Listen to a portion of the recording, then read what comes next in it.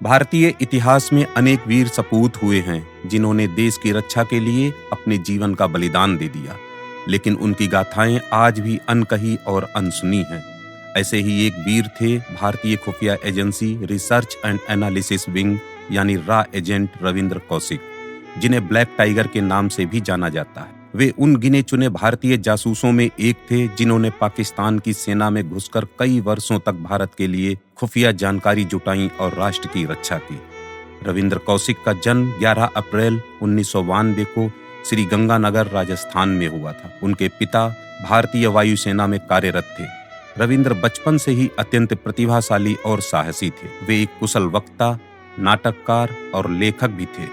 युवावस्था में उन्होंने कई मंच नाटकों में हिस्सा लिया और यहीं से उनकी अभिनय क्षमता पर रा की नजर पड़ी।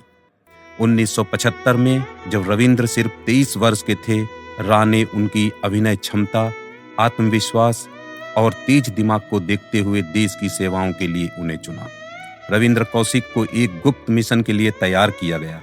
उन्हें इस्लाम धर्म, उर्दू भाषा, पाकिस्तानी रहन सहन, खान पान और रीति रिवाजों की गहराई से शिक्षा दी गई। उनका नाम बदलकर नबी अहमद साकिर रखा गया। वे पूरी तरह से एक पाकिस्तानी नागरिक के रूप में बदल दिए गए। रविंद्र को 1975 में पाकिस्तान भेजा गया। उन्होंने कराची विश्वविद्यालय से कानून की पढ़ाई पूरी की। इसके बाद वे पाकिस्तानी सेना में अफसर बने। उन्होंने लेफ्टिनेंट के पद पर तरक्की की और शादी भी कर ली। उनकी पत्नी पाकिस्तानी थी, जिससे उनको एक बेटा भी हुआ। लगभग 6 वर्षों तक वे पाकिस्तान के भारतीय एजेंट के रूप में कार्य करते रहे और महत्वपूर्ण रक्षा जानकारी रा को भेजते रहे। उनकी सूचनाओं के कारण भारत को कई बार आतंकवाद और युद्ध संबंधी खतरे से बचाया गया। रविंद्र की देशभक्ति और अद्वितीय साहस को देखते हुए तत्कालीन प्रधानमंत्री इंदिरा गांधी ने उन्हें ब्लैक टाइगर की उपाधि दी। रा के अधिकारियों के अनुसार रविंद्र कौशिक अब तक के सबसे सफल भारतीय जासूसों में एक थे। 1983 में एक और रा एजेंट इनायत मसीह को रविंद्र से संपर्क करने के लिए पाकिस्तान भेजा गया, लेकिन वह पकड़ा गया और उसके माध्यम से रविंद्र कौशिक की असल पहचान पाकिस्तान की खुफिया एजेंसी ISI को पता चल गई। इसके बाद उन्हें गिरफ्तार कर लिया गया और पेशावर तथा रावलपिंडी की जेलों में रखा गया।